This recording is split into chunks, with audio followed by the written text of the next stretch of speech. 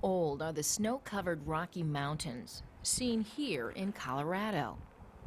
When did glaciers scour out the beautiful topography here in Yosemite Valley, California?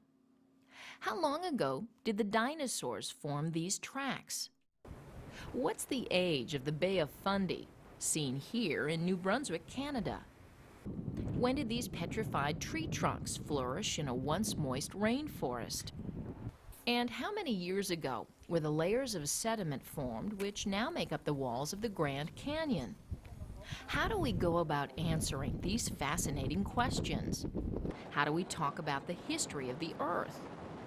And how do scientists decipher different parts of Earth's geologic history? How do scientists attempt to figure out the age of things like fossils? Or the age of these strange formations seen here in Bryce Canyon National Park? During the next few minutes, we're going to attempt to answer these questions and others as we take a journey through geologic time.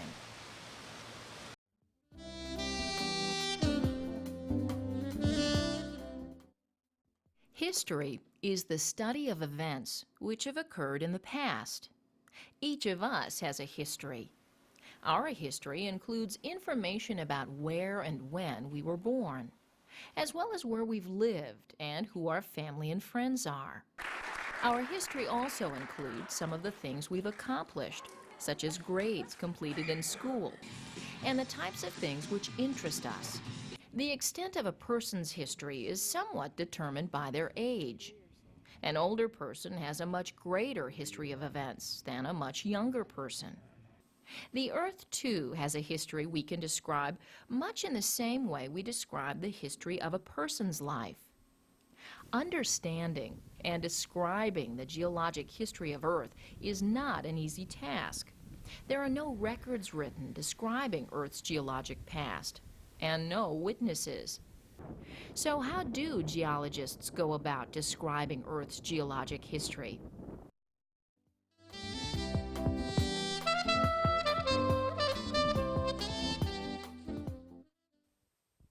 Up until a few hundred years ago, most people thought the Earth's geology was relatively stable and unchanging, and that Earth was only a few thousand years old. In 1785, the Scottish scientist James Hutton brought these principles into question, suggesting that the Earth was a dynamic place and that it was a lot older than people previously thought. Hutton proposed that Earth's features, including hills, mountains, and valleys, were undergoing constant changes as a result of the forces of erosion, sedimentation, and mountain building. Through observing these modern-day processes, it became apparent to Hutton that Earth's features were altered by these forces over periods of time much longer than previously thought possible. He believed that the past history of the Earth can be explained by what is happening at the present. Other scientists, including John Playfair and Charles Lyell, elaborated on Hutton's work. And it was Lyell that developed the powerful idea of uniformitarianism, which proposes that the present is the key to the past. You predict. How would geologists predict how these 200-million-year-old petrified dunes were produced?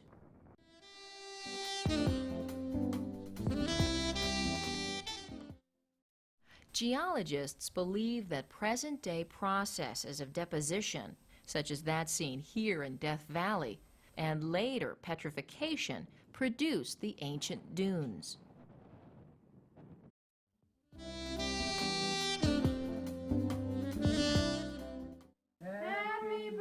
We describe our age in the amount of years we've lived. Geologists do the same thing when they describe the age of Earth. The main difference, however, is that instead of talking about a few years, they may talk about hundreds of millions of years, or even billions of years. Scientists tend to talk about geologic time in very large blocks of time. There are two ways of thinking about geologic time, as relative time and as absolute time. Early geologists described geologic time mainly in terms of relative time. In relative time, certain rocks, such as the rock layers in this cliff, or certain geologic events, are referred to as being younger or older relative to other rocks or other geologic events. You decide. What books in this stack have been on the table longer?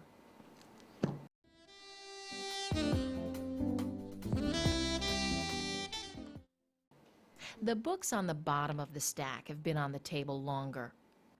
Similarly, when layers of sediment are deposited, forming sedimentary rock, the layers on the bottom are the oldest. The law of superposition states that in layers of sedimentary rock, the younger rocks are found at the top and the older rocks are found at the bottom. The law of superposition helps geologists estimate the age of rock layers and geologic events relative to each other. Today, geologists now have the capability, using a variety of techniques, to date with reasonable accuracy not only fossils, but rocks themselves. For example, geologists estimate the age of this cinder cone volcano to be 900 years old. And these fossilized remains of once giant trees are estimated to have lived 225 million years ago. These are absolute geologic ages, meaning the age of the rock is stated in years.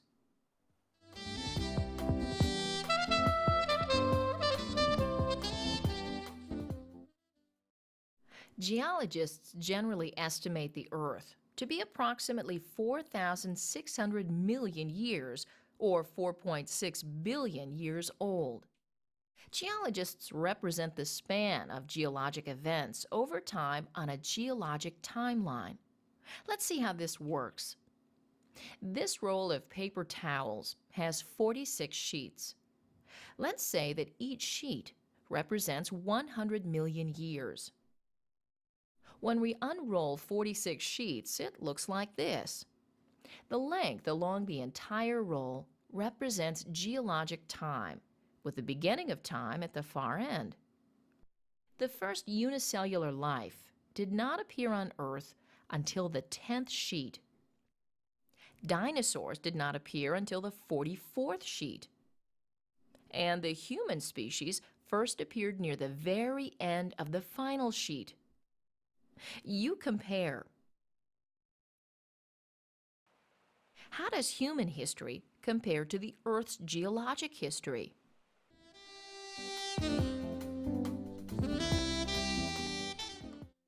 The existence of human life on Earth is a mere blink of an eye compared to the geologic history of Earth. In order to divide geologic time into workable segments, geologists have developed something called a geologic time scale. There are three general types of subdivisions on the geologic time scale, including eras, periods, and epochs. Eras are the largest subdivisions, which are divided into periods, which are then divided into epochs. The four major eras include the Precambrian era, the Paleozoic era, Mesozoic era, and Cenozoic era. The major eras are based on significant changes in life on our planet.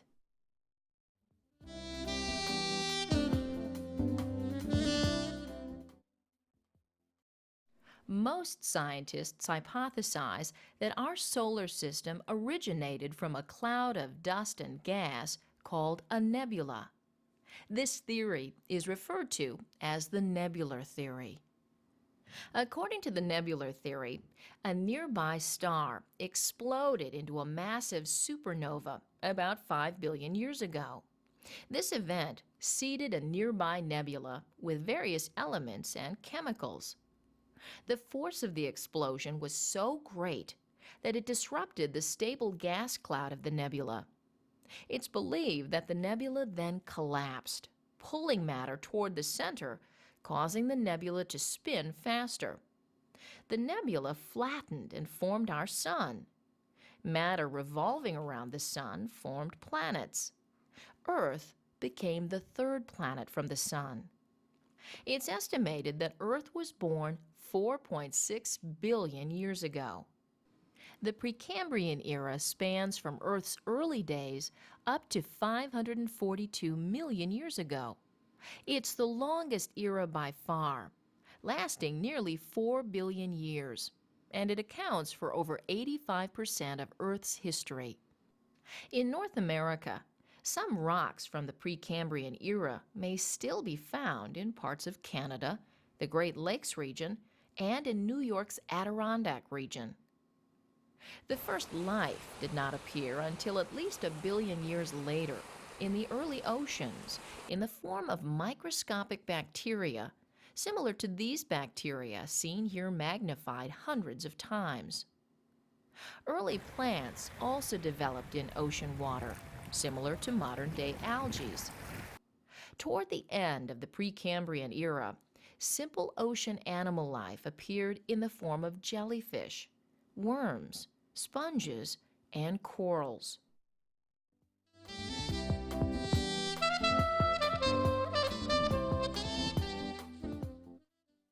The beginning of the Paleozoic era, 542 million years ago, began with the land being lifeless. Life in the seas, however, was beginning to flourish. Six-armed starfish, as well as these strange-looking creatures called trilobites, became abundant in the ocean. Two shelled organisms called brachiopods formed these fossils. And fish, the first animals with backbones, filled the seas. Toward the middle of the Paleozoic era, the land became inhabited. You decide. What were the first living things to inhabit land?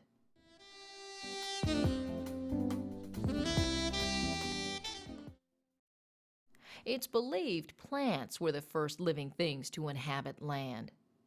In the Paleozoic era, large forests of ferns blanketed the earth, as did cycads, whose imprint is seen in these fossils.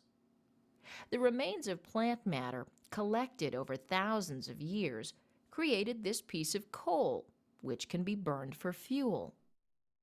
Toward the end of the Paleozoic, the first land vertebrates appeared. Amphibian-like creatures emerged from the water with legs, enabling them to walk on land. And at the end of the Paleozoic, the first animals with scaly skin, the reptiles, developed and would eventually rule the Earth in the Mesozoic Era.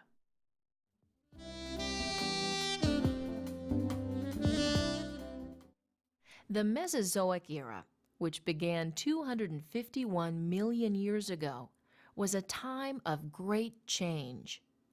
During this era, the supercontinent of Pangaea began to break apart. The Sierra Nevada mountains formed, and the Rocky Mountains were created. The Mesozoic saw great changes in living things. The bones seen here in this rock face in Colorado date back to about 150 million years ago. They belong to dinosaurs who dominated Earth in the Mesozoic.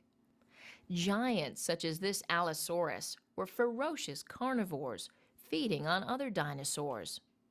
These bones belong to a Camarasaurus, which was among the largest dinosaurs to have ever walked the Earth. The dominance of these great dinosaurs is often referred to as the Age of Reptiles. But other life forms also emerged, including flowering plants, early birds, and the first mammals. The close of the Mesozoic era, about 65.5 million years ago, saw the widespread extinction of many of these animals, including the great dinosaurs.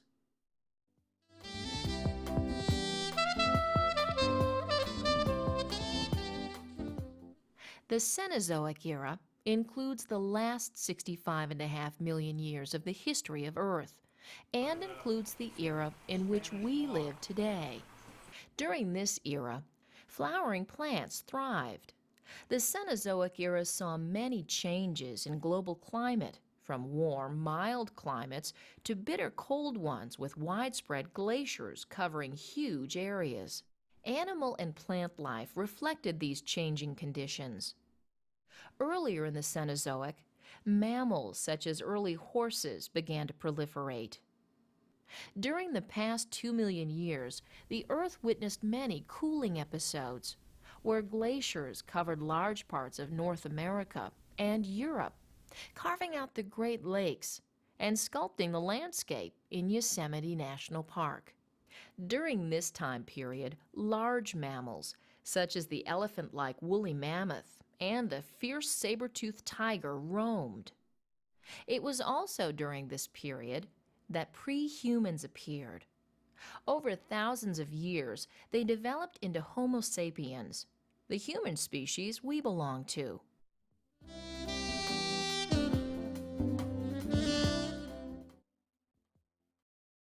During the past few minutes, we've taken a brief journey through geologic time. We began by taking a look at some of the early work of geologists such as James Hutton, who proposed that Earth is much older than previously thought. And we explored the notion of uniformitarianism, proposed by Charles Lyell, which states that the present is the key to the past. We discussed the vastness of geologic time, and we saw how geologic time can be viewed in two ways, as relative time and as absolute time. The way in which geologic time is divided into workable segments in the form of the geologic time scale was also covered. Some of the highlights of each of the four major geologic eras was discussed as well. So the next time you pick up a rock, look at a mountain, or view a fossil, think about some of the things we've discussed during the past few minutes. You just might think about Earth and geologic time a little differently.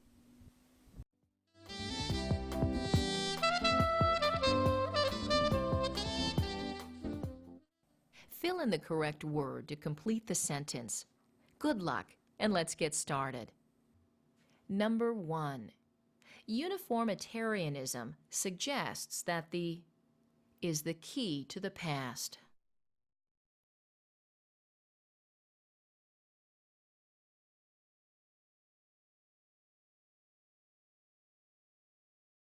Number 2. The law of states that younger rocks are found above older rocks.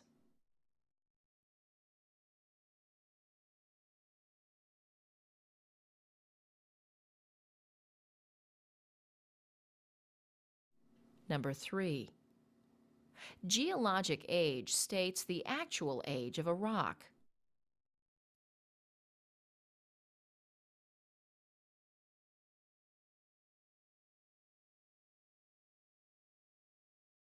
Number 4. The span of geologic time can be represented on a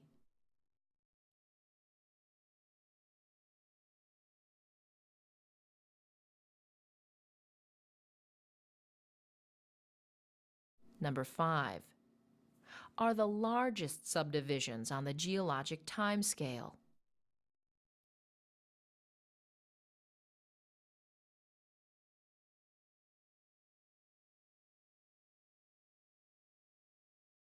Number 6. Humans appeared in the era.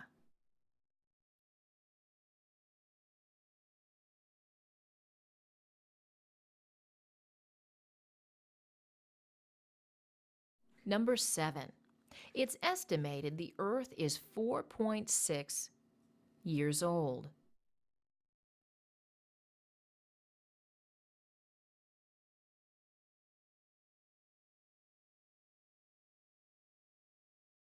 Number 8. The era spans over 85% of Earth's history.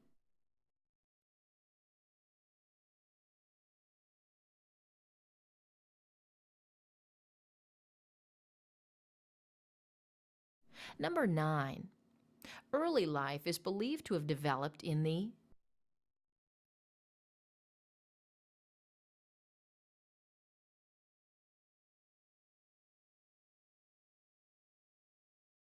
and number 10. The Earth's climate and surface has been constantly